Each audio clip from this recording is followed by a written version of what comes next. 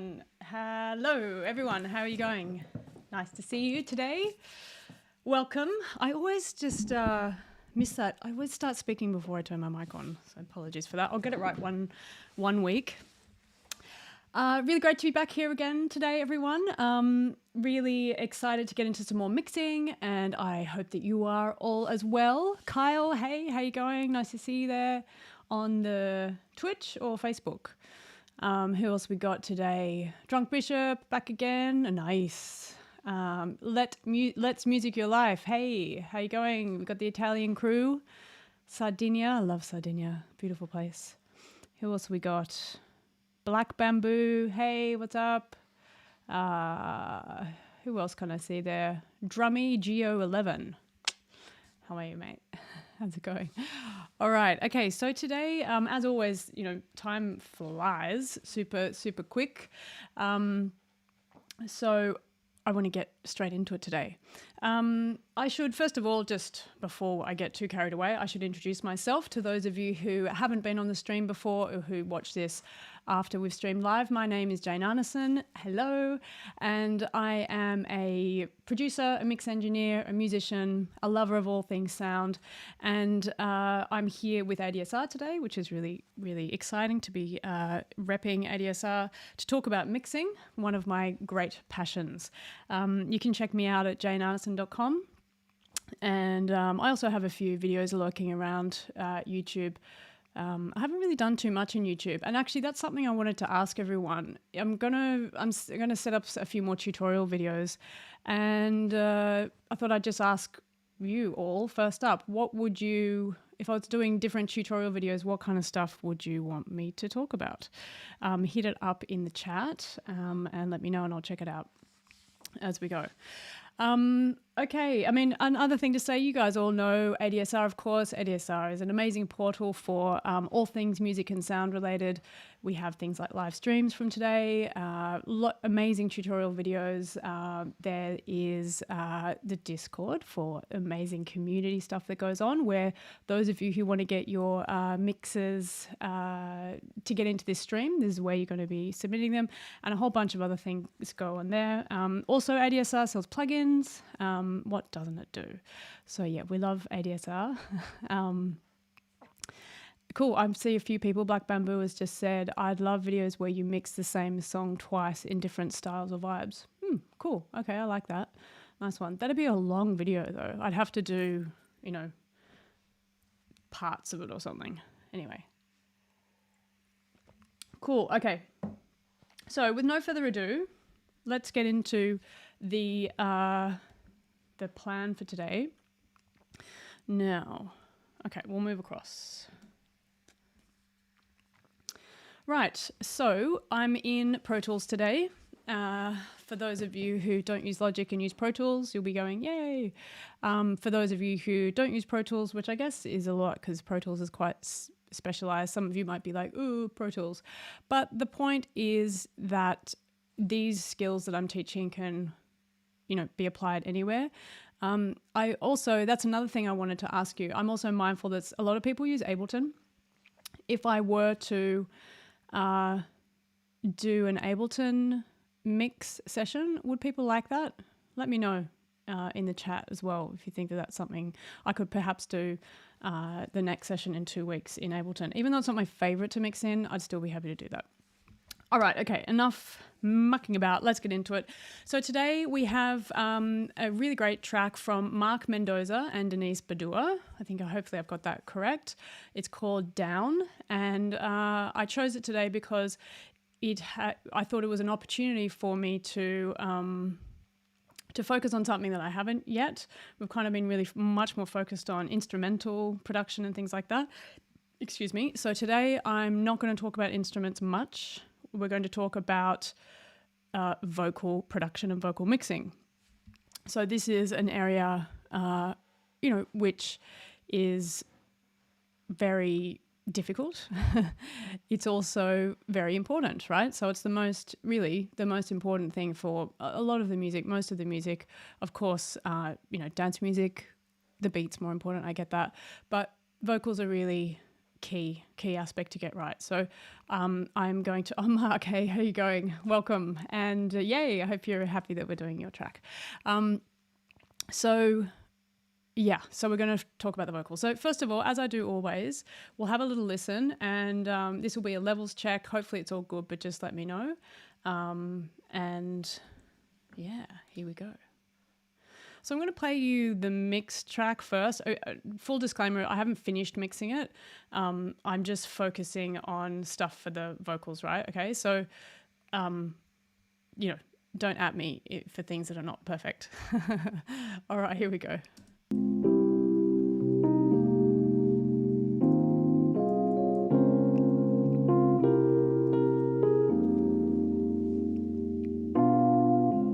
Trying to get around, but always feeling down. Don't know what to say. We're both grown-ups now. Meet you in your town. Don't lie to my face. Here we go again. Say what's on your mind. What's it gonna take?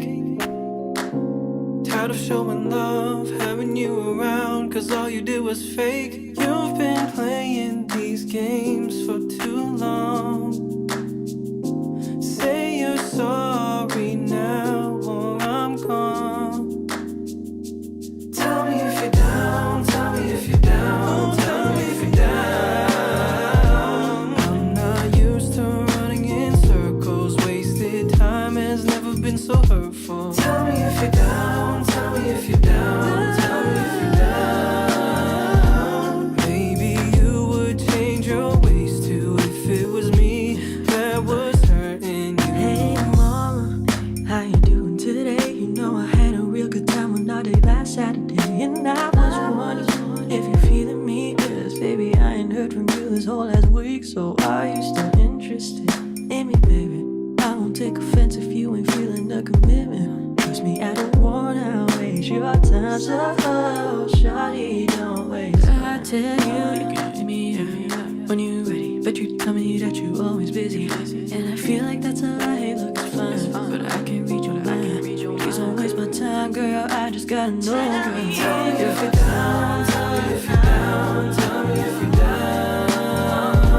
I'm not used to running in circles. Wasted time has never been so hurtful. Tell me if you're down, tell me if you're down, tell me if you're down. Maybe you would change your ways too if it was me that was hurting you. Yeah, cool. So yeah, Drunk Bishop's into the track, awesome. I love it. Again, so much great music that you're all giving me to work with. So big ups to Mark Mendoza. Really great track. So okay, so that's the track that I have mixed. Okay, so let's have a little listen to the stems that I received without the mix. Now I'm also need to, I don't know, because I actually didn't get a mix or a pre-mix or master from Mark, or I couldn't find it. So I don't know. This is like raw stem, so I don't know if this reflects the mix that Mark did or not. So I don't know. Maybe you can tell us, Mark, if that's the case. So this was the raw stems that we started with. So I won't play all of it, but we'll just play a bit so you can get a vibe. Maybe we'll just start from halfway through. Okay. We're both grown-ups now. Meet you in your town. Don't lie to my face. Here we go again. Say what's on your mind. What's it gonna take? Tired of showing love, having you around, 'cause all you did was fake. You've been playing these games for too long. Say you're sorry now or I'm gone. Tell me if you're down, tell me if you're down. Oh, tell me if you're down. I'm not used to running in circles. Wasted time has never been so hurtful. Tell me if you're down.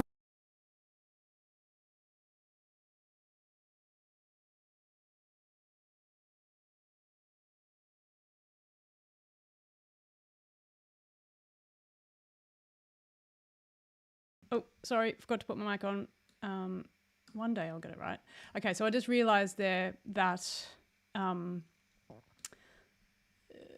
yeah, I didn't, it wasn't level matched. So let's just put the trim plugin in. Something just went a bit, my computer just went a bit slow. Sorry, everyone. Okay, so if we listen again, just put it in when the beat kicks in. Down, tell me if you're down. Oh, tell me if you're down. Down, tell me if you're down. Oh, tell me if you're down.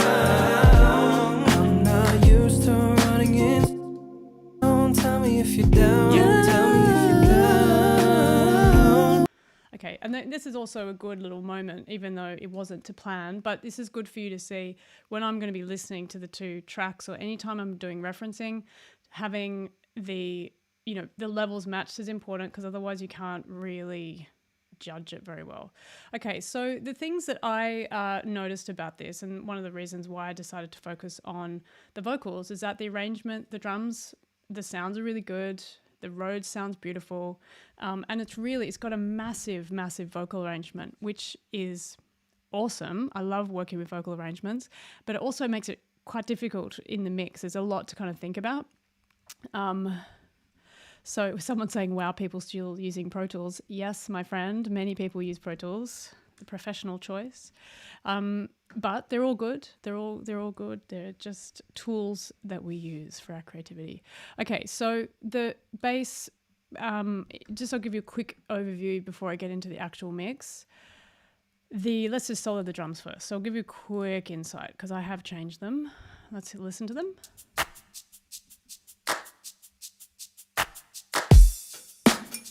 Yeah. Sorry. Okay, so mainly compression. Okay, so I'm hitting the kick drum quite hard. The snare, not as hard, because I wanted the kick to be a bit heavier. Also to say that I have down mixed these, so I made them mono. This because they are mono sounds, but they were bounced out of stereo. Now, that's something that Ableton does that I don't like. It's not such a big deal for sounds that are in the mid-range and upper frequencies, but for low frequency information and subs, it's important. So I just zero it or mono it out, okay? So you can see there's not much that I'm doing. I didn't change the kick like at all. The kick sound is like super.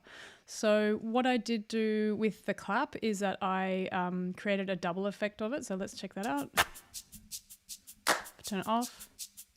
Okay, so it's right in the center. Now put it to the side, and that works with the snare. So it gives us a bit more width and makes it a bit more interesting. Okay, and then that's really good. Sorry. Okay, so then we just had the rest of the stuff is I just, slight compression. Oh, sorry. Okay, yep, sorry. I just saw Secret Box saying that there's a big difference in the level. All right, all good. I'll just turn it down a little bit. Okay, so let's check this out. No, maybe I'll speak a bit closer. Okay, so with the others, I just did some quite extreme, but basically I just got rid of something that I didn't like, boosted some of the highs and got rid of all of the lows. That was a hi-hat sound, and same kind of thing, a bit of compression.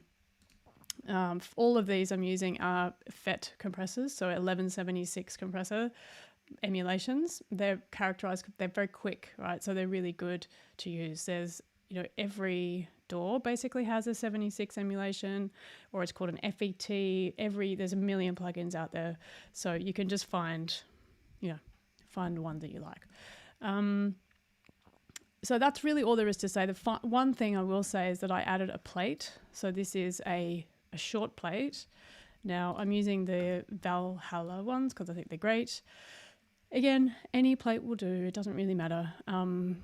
I chose one, this in terms of the mode. Now I chose one that is softer with the attack and is darker. So if you're going to be choosing a plate, again, listening to it and making sure that it's giving you the sound that you wanted, because oftentimes plates can make things sound really, really like metallic and really kind of brings out the top end.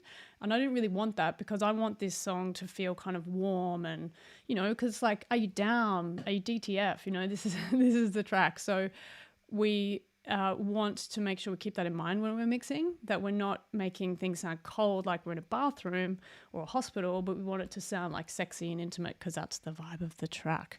Okay, so that's why I chose that. Now let's have a listen with it off and then I'll put it back on.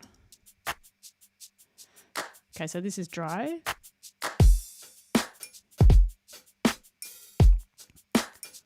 Okay, now with the effects. Yeah, just gives it a bit of spice, right? Cool. Okay, so that is the drums. Now with the bass, I haven't entirely finished this yet, but for the most part, the bass is a live drum or a live drum emulation. Now for me, it feels like perhaps a little bit that kind of mid-rangey sound that live basses can get. Some call it farty, whatever you want to call it. So it did feel a little bit like that for me. Now I'm using, this is an SSL EQ, and you can see that I kind of brought up a little bit of 100. I cleared out the low stuff because we're not really hearing it anyway. It's not characteristic of a bass that much anyway. And we've got that booming kick drum that's taking up all that space. So got rid, but I did bring in 100. And then I took out quite a lot in this kind of range here. And then a bit of a push above 1K so that this is the transient part of the bass to help it to cut through. So I'll take it off and then we'll put it back on again.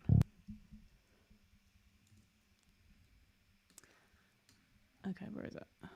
I stupidly put my microphone like directly in my line of sight. Rookie error. Okay, this is without EQ. With.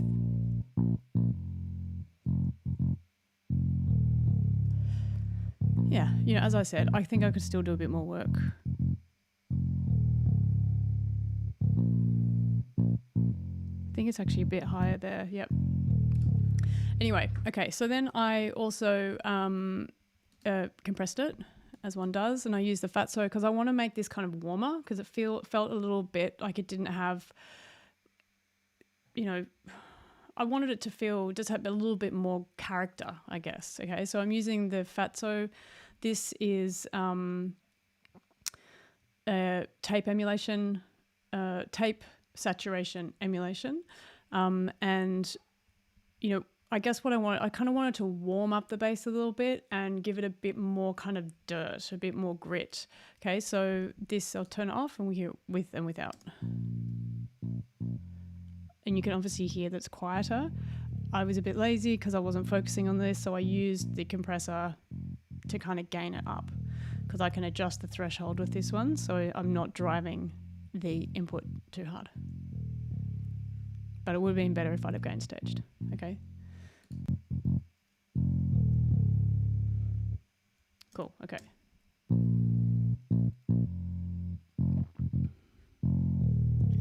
Cool, and then someone's saying about low mono.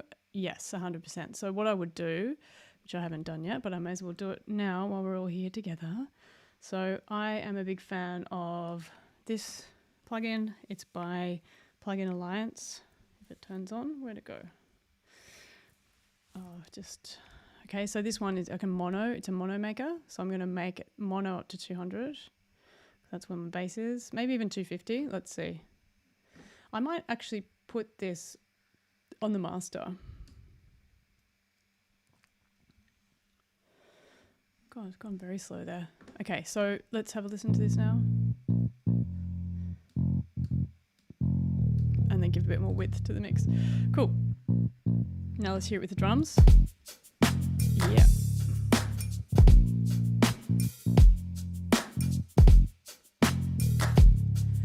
Cool. Okay, then we bring in the Rhodes. Woo. Just lush. Beautiful. I don't need to do anything here. So, you know, there's a very, very minor, maybe I'll turn that down a bit more.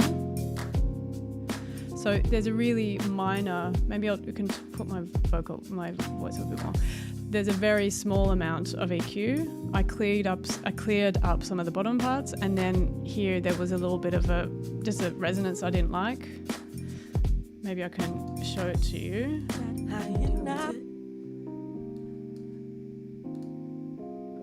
Okay, so this bit here,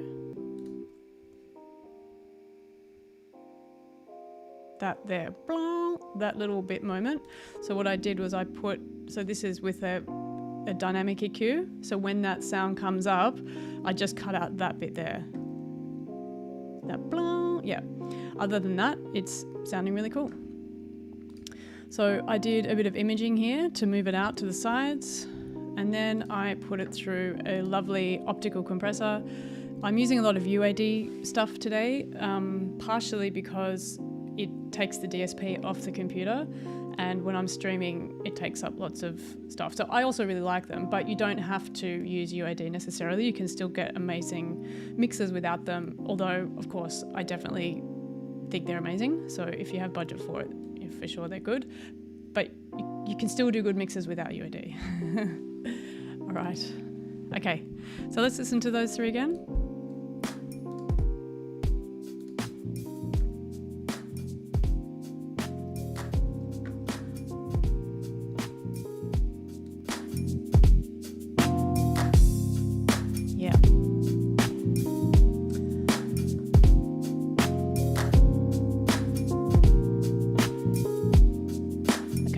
I also send that to a bit of space.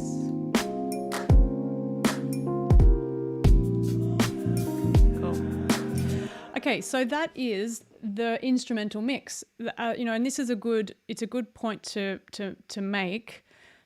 If it's good, don't change it in the mix. No need to. It already sounded amazing, so I don't want to waste my time, and I also don't need to ruin or rework stuff that's already sounding good. So Mark Mendoza, big ups. Sounds really, really good. Okay, so now let's move over to the vocals for the remainder of the session. Now I've got them hiding there. They look innocent enough, but let's expand them out and really get a sense for what's going on. All right, so let's go into the arrangement and I'll go through, maybe I can close these up now. Oh no, it just started rendering my drums. Ooh, okay, all good. Gotta be careful what I press here. Okay, so now I've got them going to a Vox sub. I just did that for organization. I may put a subgroup, a compressor on that at some point, but I haven't done it yet. So I organized these into lead vocals, which is the yellow, and I'll talk about these obviously all in turn. Then backing vocals. Loads of backing vocals, which is that's the really beautiful chorus harmonies, which we've got there. So there's really lots of layers. Love layers. They're really, really good. So those backing vocals. And then there's a bunch of what I've called extra vox, which is other parts, other kind of ad libs and things like that, they didn't necessarily have another job. So I put them there. Okay. So first of all, that's the kind of, just to get a sense, an overview of what we've got and what we're working with, right? So first of all, let's look at the lead vocal. Now with these, again, there's lots of different ways to approach this, but if we just zoom in on the lead vocals, the first thing that I did, I kind of came at it with a top-down approach today. So that means I'm going to group a bunch of vocals together and just process them in one go. So that's what I started to do. If I close this up, you can see here that I started off with some subtle EQ. So obviously subtractive, getting rid of the low stuff. And then I felt that there was some kind of this low mid stuff that wasn't great. So I got rid of that. Then I really noticed there was problems with sibilance. So this is the wave sibilance. It's good because it's got, machine learning type thing where it can detect the sibilant areas. So I did that, and that kind of helped a little bit, but I noticed that there were problems with the sibilance that were on different ranges. So I want to talk about sibilance in a little bit more detail today, because this is a key aspect of good quality vocal mixing. That's really hard to get right, okay? So we're going to have a special sibilance moment. Then I have a 1176, which is fast, really catching the transients. And then I have this is like my character plugin, which is a really nice, this is Avalon, it's really expensive. It is one that I use this specifically because lots of pop vocals and hip-hop pop vocals, like R&B vocals, are famously use this, right? So if you don't have this, all good. What we'll look for instead is, I use the preamp here. Then we're using the tube compression. So, get a tube compressor and check it out. And then we've got the EQ here, which is really lovely. So using a tube EQ, so like a passive EQ, like a Pultec or a Puigtec, or, a passive EQ, the native instrument passive EQ, Manley massive passive. There's lots of different options, okay? So the key thing for me, and why I wanted to talk about, why I'm kind of bringing this up, is that when we start to think about mixing and with plugins, and, do you have this particular plugin? It doesn't matter. It's not about having this particular plugin. It's understanding the characteristics that you want to get the different plugins have, right? So this plugin is a tube plugin. So I want to use a tube compressor. And then I'm going to use tube style EQs, okay? So you can just search out through your plugin libraries and whatever and use those, okay? Cool. Got to remember to breathe. All right. Okay, so let's check it out. I'm going to turn everything off and then we'll turn it back on again, like I always do. Now, Pro Tools is actually being a bit slow, so maybe I'll learn my lesson and might not use it in future. Okay, so let's have a listen to it. Now, I'm going to turn all of this off because I want to talk about all of these things, actually. Okay.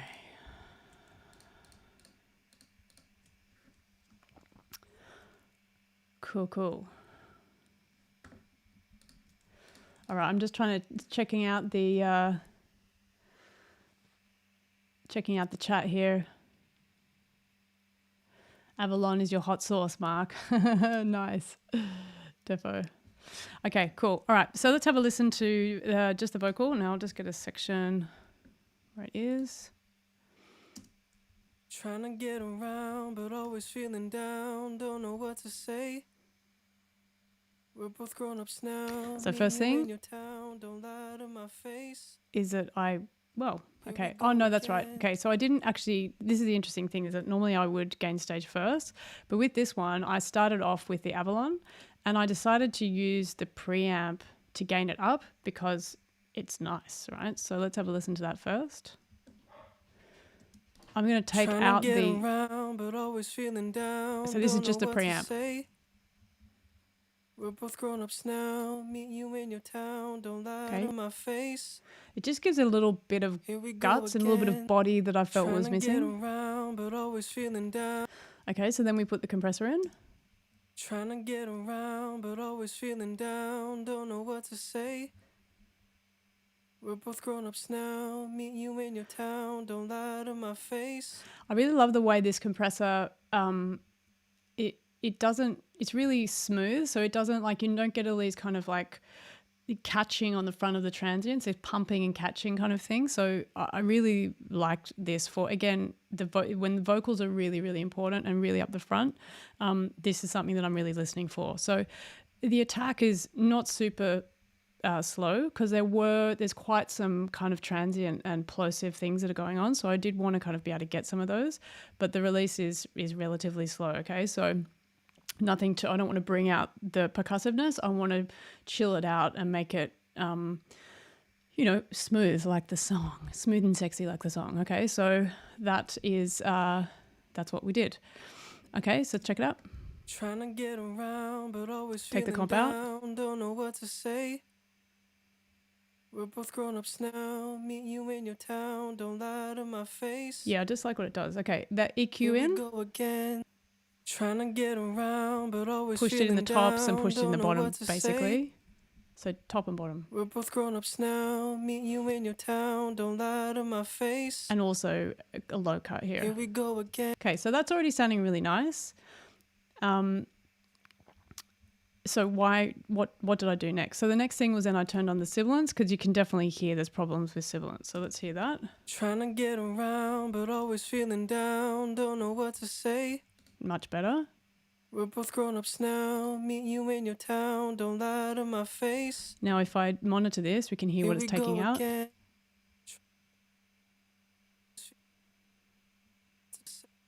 Okay, so this is what's taking out. We're both grown-ups now, meet you in your town, don't lie to my face. Okay, so let's talk about sibilance for a minute, because it's one of the most badly de-essing is definitely one of the most badly done things, right? It's hard. It's also, there's not a lot of pleasure out of it. It's very technical. Okay. But it's definitely, when you get the vocals right, when they sound amazing, that's when it feels really good. Okay. So in terms of the threshold, now I'm just going to try and remember this 33 minus 10. So when I first start to do this, I want to listen to the monitor. And then, okay, so the lower the threshold, the more it's going to take out. In order to try and find the right balance there. Okay, so quite often when I first set this, I'll set the threshold quite low, and then the range is the amount of reduction that's going to happen. Okay, so if we make this, okay, you can see it's really digging more into it. So, okay, so let's say that I heard that and I was catching all those bits. Then I listened to the track again. Or just now, meet you in your town, don't lie to my face. So now when we listen to this, you can hear that actually I've gone too far, and you can tell when you've gone too far because you'll start to get weird kind of transients, kind of like sucky, pumpy stuff going on. And the other thing is that the singer will sound like they have a lisp, right? So that's the classic one to know if you've gone too far. So then we bring it back. Okay. And then I'm going to bring this back. So let's listen. Trying to get around, but always feeling down, don't know what to say. Okay, say that sounded not good. Grown-ups now, meet you in your town, don't lie to my face. Here we go again. Trying to get around, but always feeling down, don't know what to say. Now that started to feel good to me, okay? So again, you've always got to trust your ears. Now the question is, okay, how do I trust my ears when I'm learning and I don't know what's working? The answer is to have reference tracks when you're mixing and really listen to those, amazingly produced vocal tracks to tell how it should sound. Someone's asking, how do you prevent sibilance? You can't really, okay? So a couple of people saying like proper isolation, pop screens and the distance in front of the mic. I don't think that that's actually the thing. Really, sibilance is a result of the recording chain. Number one, the quality of the microphone. So if you have a cheap microphone that has a push or something in the sibilant range, around like, from 1K to 9K or something, if it doesn't sound great in that range, or it's kind of catchy or something, the circuit catches in that range, you'll get more sibilance. If you're using the wrong microphone for the vocalist, different microphones work for different vocalists. So that's another thing that can bring in more sibilance, okay? The other aspect is what preamp are you using? So are you using a devoted preamp and is it a good one? Are you using a cheap interface and the preamp is on your interface? That can introduce sibilance. If you don't have your levels correct when you're recording and you don't kind of gain it properly, that can increase sibilance. And then the final thing, when you compress, that will increase sibilance as well. So one aspect is that we are turning up the things that are naturally not as taking up as much velocity, of which plosives can be, like S and sh, can be some of those, quieter sounds. But the bigger thing is that the compressor circuit and the way that the compressor works is it can bring in artifacts, and those artifacts are often in the sibilant range, okay? So you asked, whoever asked, you now know, okay? So it's also much more likely that it's going to be an issue when we are working in Oh, am I cutting out? Is there something going on here? Okay, hang on everyone. I'm not sure what's going on there. One sec.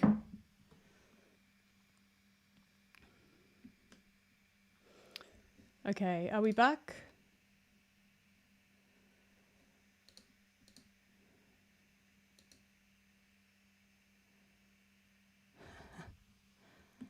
Are we back? Hello everyone. Can you hear me?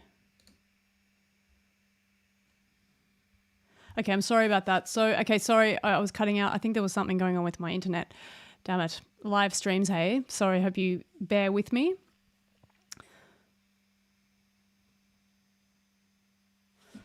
Oh, okay. Yeah, I'm not quite sure what is going on here.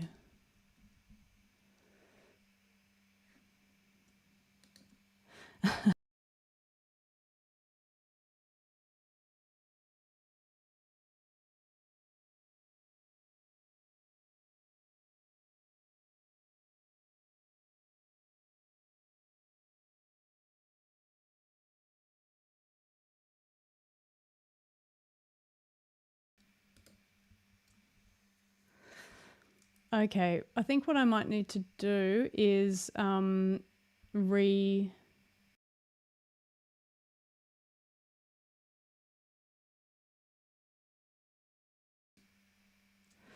Hey everyone, sorry about this. I'm not quite sure what's going on.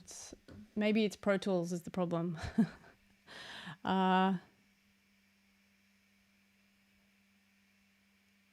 Okay, well look, let's just see how we go. The internet's catching up. Let's just see where we're at. It's definitely a little bit laggy. Okay, now I'll give the answer again. So, you know, thinking about, so William, missed it all together. Ah, damn it. Okay, so let me know if we're back on. It seems to me that it looks as though we're back. So let me know if it feels good. It feels good or not. Yeah. Okay, she's back. Woo! All right. So okay. So answering the question again, the thing that creates sibilance is cheap microphones, the wrong kind of microphone for the vocalist. So you've got to kind of match and do a vocal shootout to get a microphone that works for the vocalist.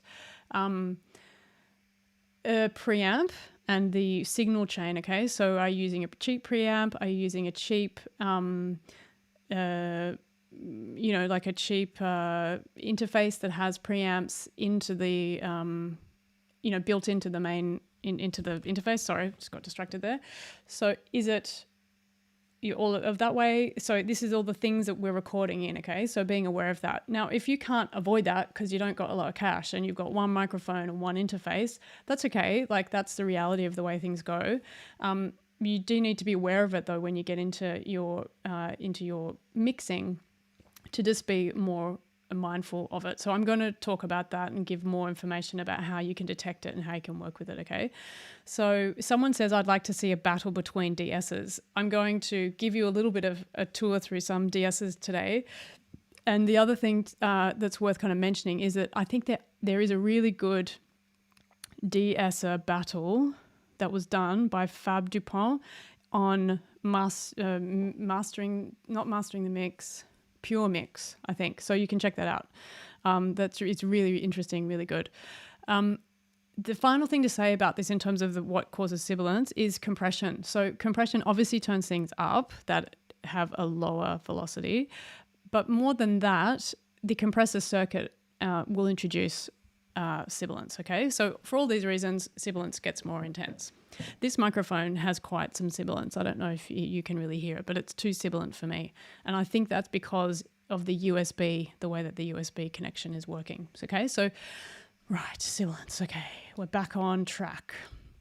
So once we move from, so this has an auto detector, right? So I use this and I got some of the sibilance out. Let's just play it again, check where we're at.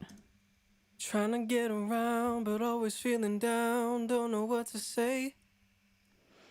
We're both grown-ups now, meet you in your town, don't lie to my face. Okay, so that was sounding good to me.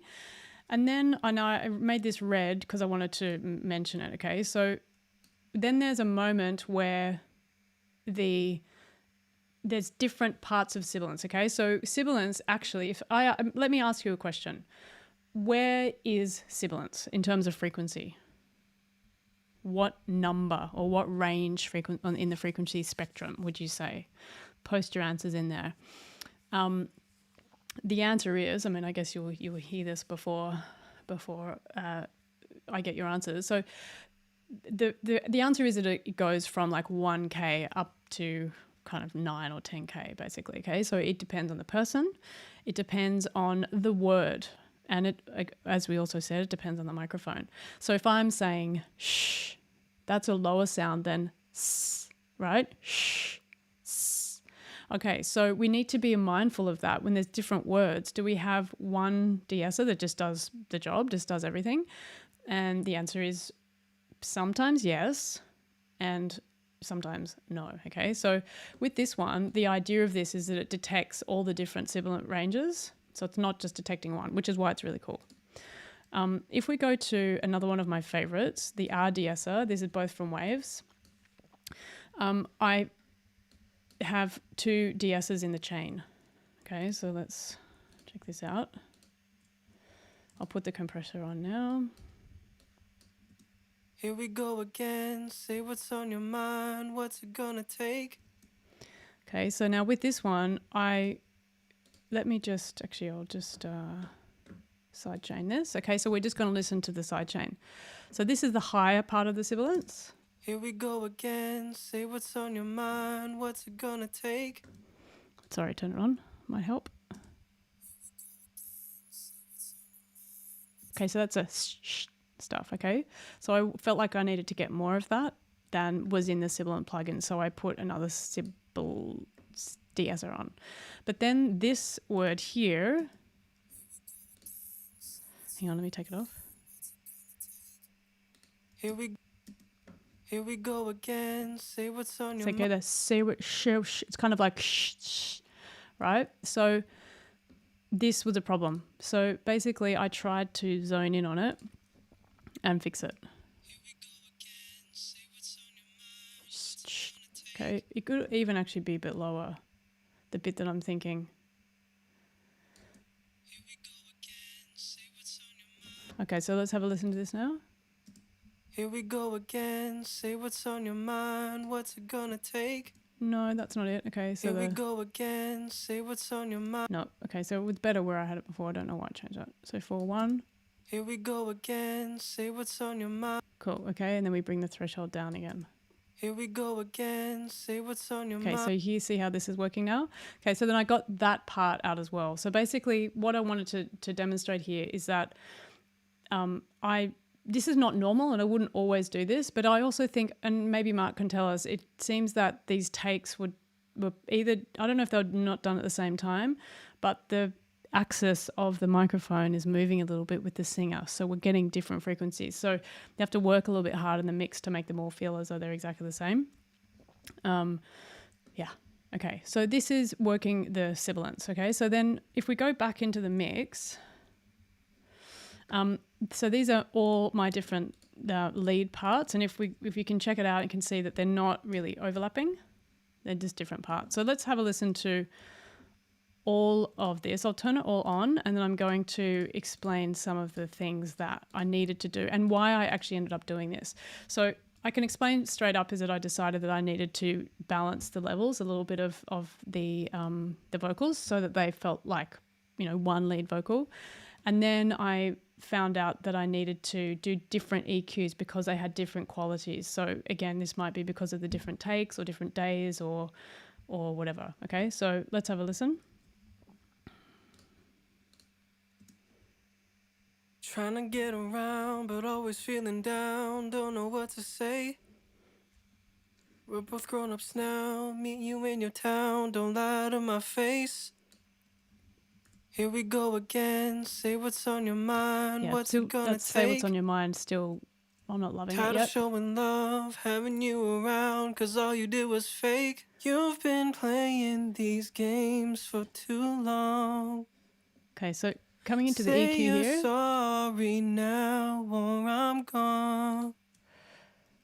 Tell Okay, me. so what I did here is that I needed to have different points where I did the curve because there was more low frequencies coming in at different points. There was also some different types of mid-range stuff. So let me just pull a few of these out. We can compare the two. Okay, so this is the verse and then this is the second part. So there's differences in the way that they've been processed because they have different sounds to them. Okay, so that's the main thing I wanted to talk about in the vocal, is that to make this vocal feel as though it's one cohesive vocal line, I needed to listen to, well, first of all, decide which one was going to be the one that all the others were going to kind of try and emulate, and then adjust tonally aspects of the other parts to make sure that they balanced. Okay, so that's what I did. And in addition, more subtle de-essing as I felt was appropriate.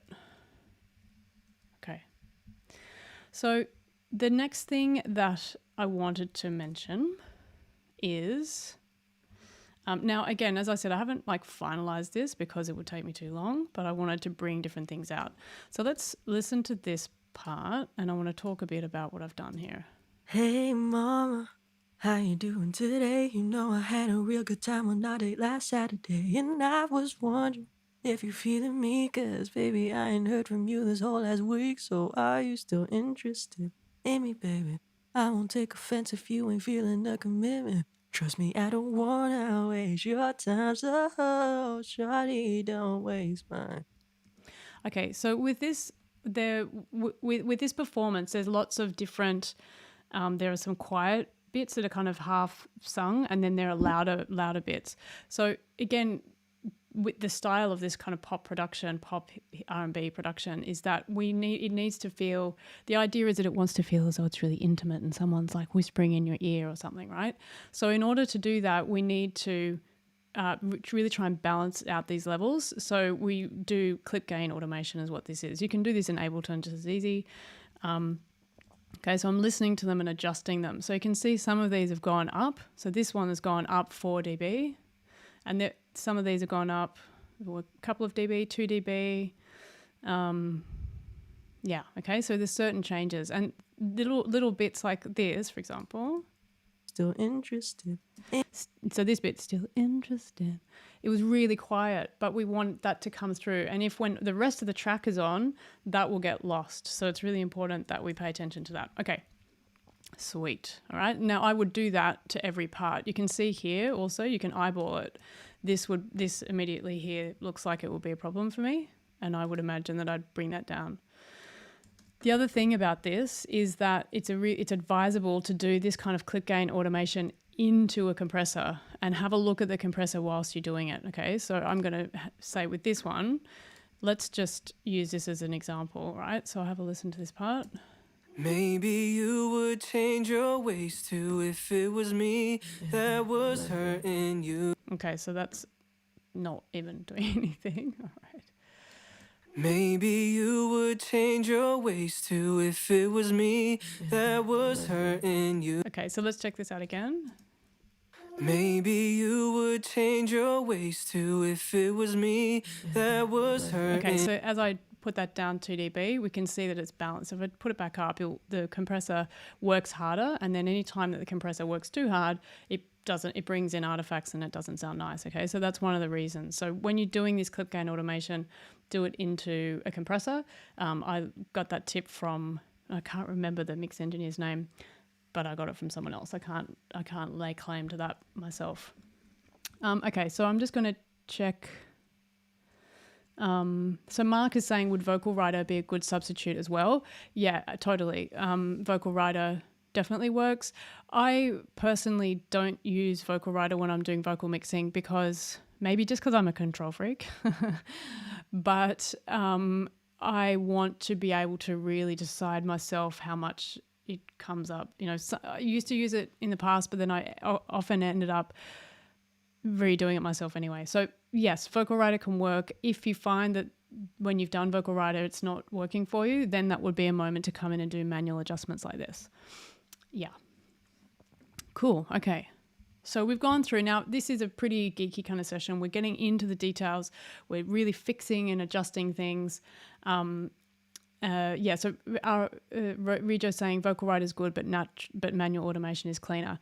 It's just a little bit more fastidious. So it depends on how clean and tight and perfect you want your vocals to be. It also depends on the genre. For pop music, I would say that this kind of manual stuff is what most people do.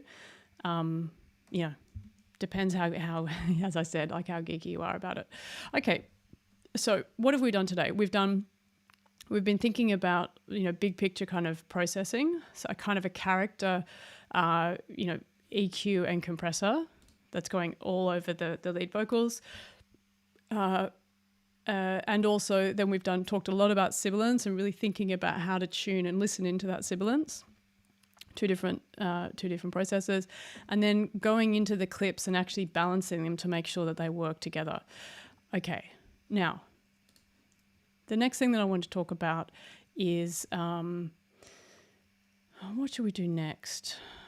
Let's make it sound a bit nice because I've been holding back on the processing, on the kind of spatial stuff. So the other thing that's really important, I would really encourage you in terms of like a workflow tip, in order to not kind of let yourself off the hook too soon, I think it's a really good idea not to have any effects plugins until you've cleaned everything up, balanced all the levels, and you've got it all sounding really good. You don't get a lot of pleasure necessarily out of it because, of course, once the vocal moves in space, it starts to feel really good.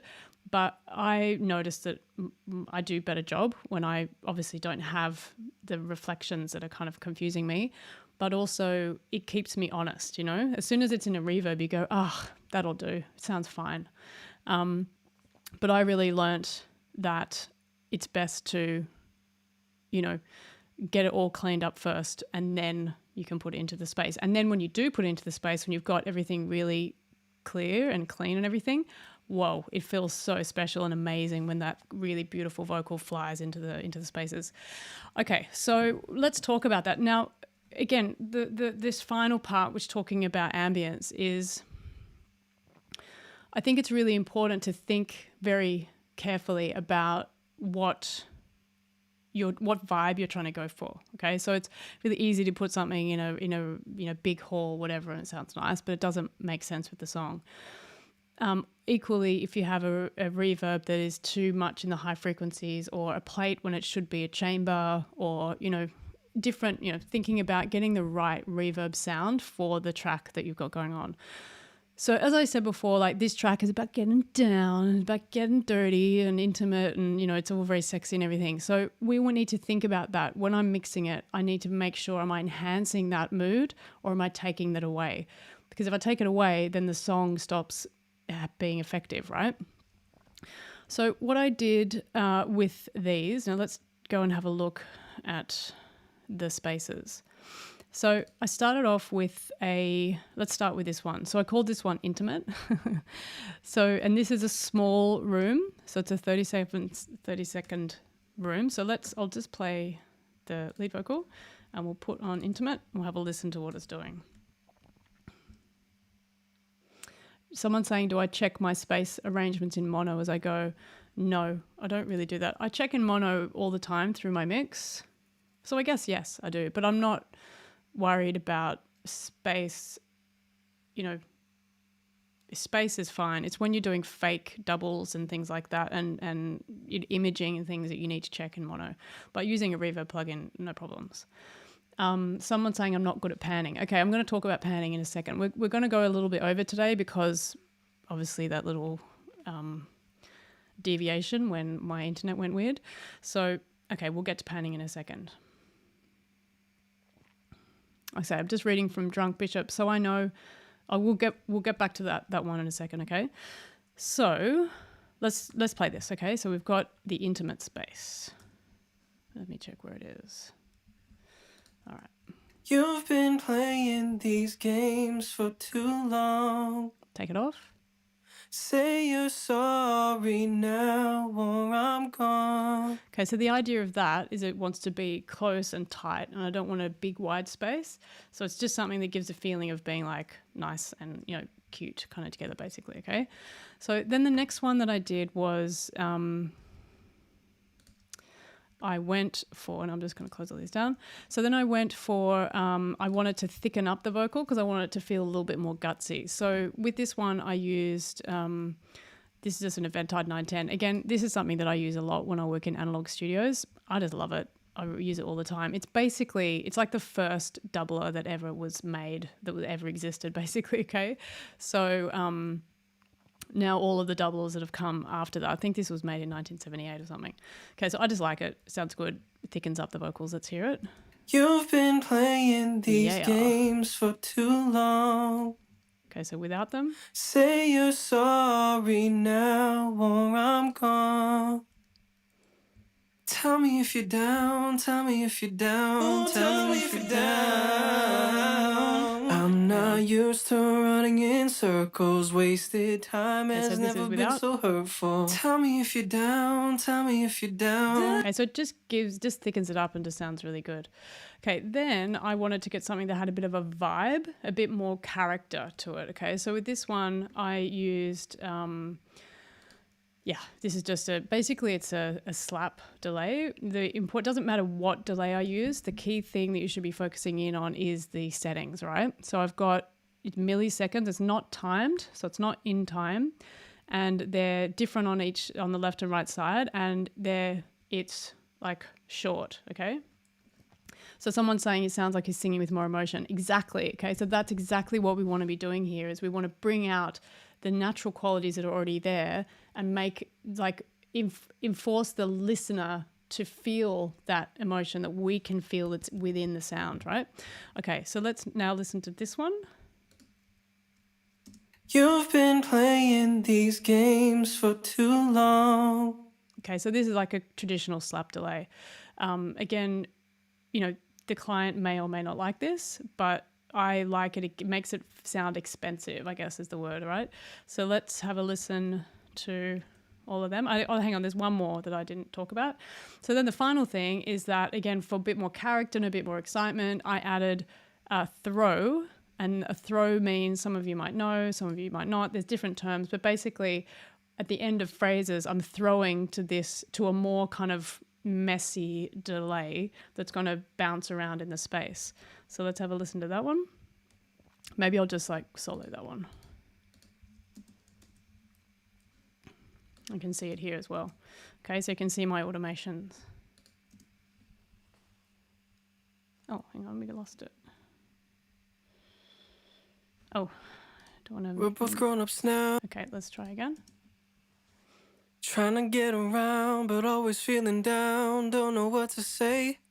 Oh, hang on, we're still not there. We're both grown-ups now. Meet you in your town. Don't lie to my face. Oh, it's turned off. Of course, that helps, doesn't it? I'm going to turn it on. Sorry, everyone. Here we go again. Trying to get around, but always feeling down. Don't know what to say. Okay, that one. We're both grown-ups now. Meet you in your town. Don't lie to my face. Okay, so that's what a throw is. And this is, maybe I'd change the timing of it and everything, but I just wanted to show you where this is at. I kind of like it in the mix. Let's have a listen now to all of these processing on the lead vocal in the mix and hear how it works. I'll turn them all off and then I'll turn them all on again so you can hear. Okay, so let's start with on and then I'll turn them off. I will loop this as well. Okay.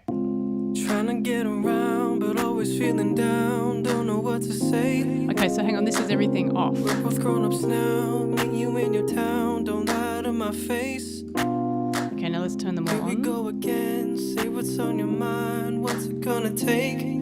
Yeah. Tired of showing love, having you around, 'cause all you do is fake. You've been trying to get around, but always feeling down. Right, you can really hear the difference there. So maybe it's a little too loud, particularly in the first verse. I think when all the beat comes in, it's probably fine. But you can hear, I wanted to make it really clear. You can hear kind of what's going on there. I like that throw. I think that works really well. Let's have a listen. let's listen to the chorus. I'm going to mute the backing vocals and we can listen to how this works in the chorus. All right. Tell me if you're down, tell me if you're down, tell me if you're down. I'm not used to running in circles, wasted time has never been so hurtful. Tell me if you're down, tell me if you're down, tell me if you're down. Maybe you would change your ways too if it was me that was hurting you. Hey, mama. Cool. Okay, so you can really hear. It just gives it more life. It cuts through. It feels more, expensive and makes the vocal feel really big.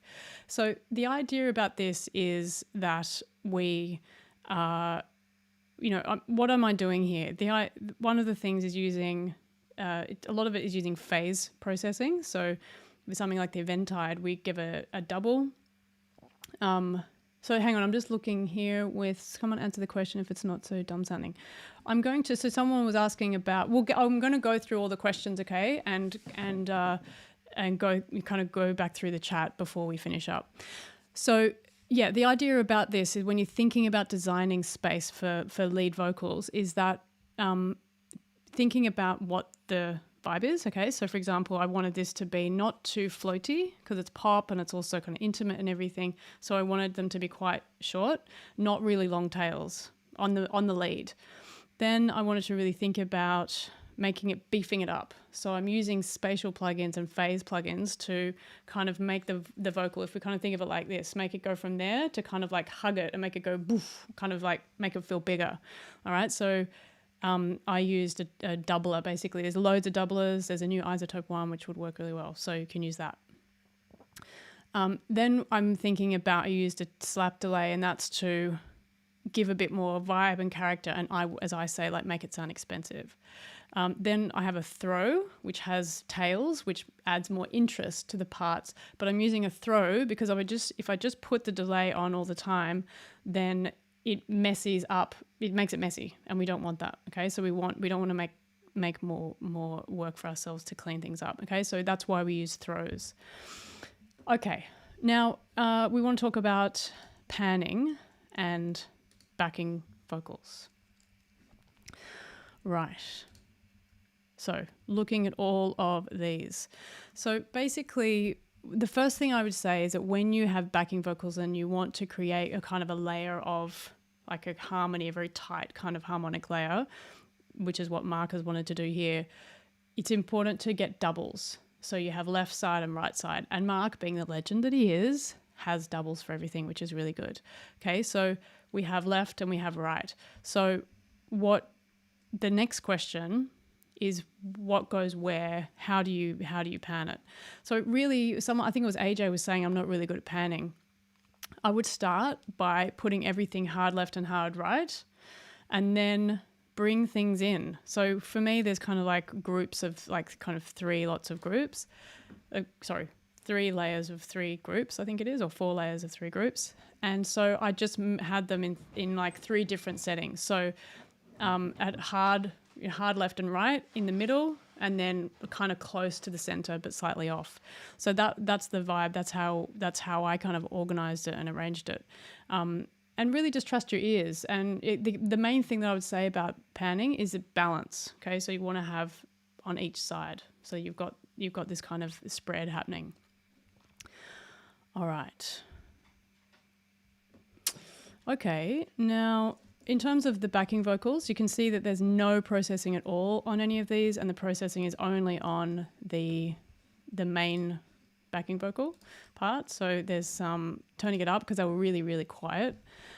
There's sibilance again, very similar settings to before on the lead vocal. I've got the 1176 again doing the same thing, which is just catching the transients fast. And now this is again a very common approach to vocal processing. It's become quite popular with pop music and kind of vocal heavy hip hop and stuff. So this is a fast compressor, 1176, followed by a slower, more kind of character kind of compressor. So an optical compressor like a LA2A, or I've used a Fairchild here, which is like a mammoth old compressor. So any of those kinds of things works. And yeah, that's basically the vibe. So let's have a quick listen to this. Tell me if you're down, tell me if you're down, tell me if you're down. Okay, and then the next thing to say about this is thinking about how you're going to be sending the backing vocals to the spaces. So that's another important thing, I think, is that don't just do it all the same. So I think that the lead vocals will have the way that they sit in our spatial arrangement, and then the backing vocals and the ad libs and things like that need to sit in a different relationship, and that will help you get depth in your mix. All right. Okay, sorry, my dog's barking there in the background. Okay, so we're kind of almost out of time. Let's have another listen to this again before we finish up. We'll just check it out. We'll go for the chorus. Or I'm gone. Tell me if you're down, tell me if you're down, tell me if you're down. I'm not used to running in circles, wasted time has never been so hurtful. Tell me if you're down, tell me if you're down, tell me if you're down. Maybe you would change your ways too if it was me that was hurting you. All right. How you do? Whew, okay, we'll leave it there for today. Obviously, there's I get really excited. There's lots to talk about, but I hope from today we took away the detail, paying attention to the little stuff when you get into vocals, and that has a really big impact. Thinking about with EQ, obviously listening with EQ, it's just really about listening to the sound and taking some time with it to figure out what's good and what's bad. And then in terms of character EQs and character compressors, the best thing I can say is really just get interested in learning about different types of circuits, different brands, and whatever you can get your hands on to try around, just play with it. So the idea is cleaning things up and then making in kind of infusing character, I guess, is the vibe. Then the third thing is obviously we talked all about sibilance, and finally space. Yeah. Oh yeah, so Mark says, I love how the ad libs sound so floaty. Nice one. We didn't really get time to kind of talk about that ad lib, but the idea, one of the things for me with the ad lib is that ad libs should sit back in the mix. So generally I send them pre-fader so that they sit back and they don't get in the way, and then they can kind of float around, and still the things that are in the front that want to have our attention, keep our attention basically. All right. Whew. Well, time flies when you're having fun. Okay, I'm going to go through the chat and kind of just see where we're at. Okay. So, whoa. Okay, so it's just totally catching up there. All right. William is asking for internships. I am not doing internships, unfortunately, William. But let's stay connected on the internet, and feel free to keep on coming to the streams, and I hope that we keep on getting some more info. I'm really glad that you get value out of the sessions. That makes me feel very excited. Okay, so cool. Okay. Yeah, the pre-fader thing. Yeah, definitely give it a crack. We can talk about this again, obviously, further in the future. Now, William was asking a question, and I'm just trying to go through. Maybe if you have a question that hasn't been answered, repost it. So that's probably the best thing. So Chris is saying a question: where does mixing end and mastering start? In my opinion, mixing ends when you bounce down a two-track stereo pre-master, and mastering starts then on a stereo master. So that's when it starts and finishes. These days there's a thing called stem mastering, and that is basically, in my humble opinion, has come about with people that are, again, able to work at home in their home studios and mixing their tracks themselves, probably not in treated rooms, and maybe not with super expensive speakers. So they're the main two important things to have as a mix engineer. So what that means is that they won't be hearing things, or they'll be hearing things incorrectly, and then they have missed or introduced problems in their mix. So then the mastering engineer says,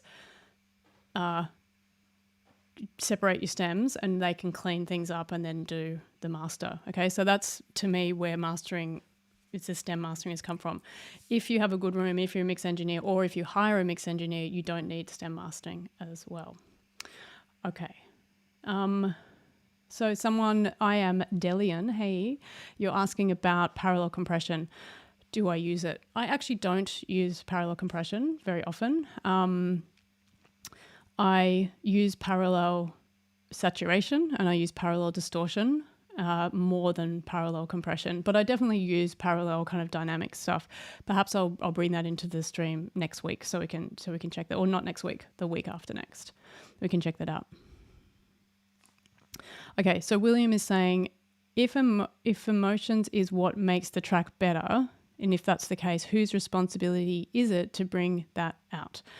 Okay, great question. And now this is one of the things about the life cycle of a song, is that it's the short answer is every single person. Okay, so the artist, obviously, they're delivering this performance. The engineer is trying to make sure that the studio is set up well to capture the performance without any problems, to make sure that the environment is really good for the performer to be able to perform well. The producer is trying to coach and develop and liaise with the artist to make sure that they get the good stuff out. They're also going to choose the right takes. They're going to do the comping and all that kind of stuff.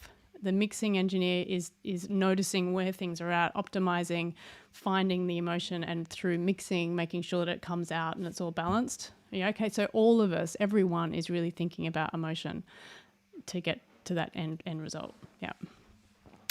Okay, so Chris is saying, so mixing is only about panning and volume, basically.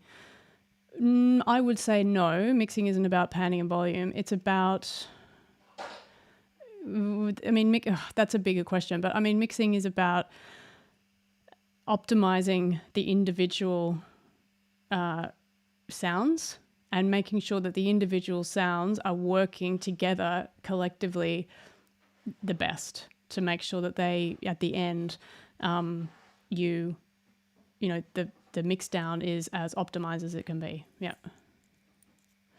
Okay. All right, well, maybe we'll leave it there. We've gone a little bit over time.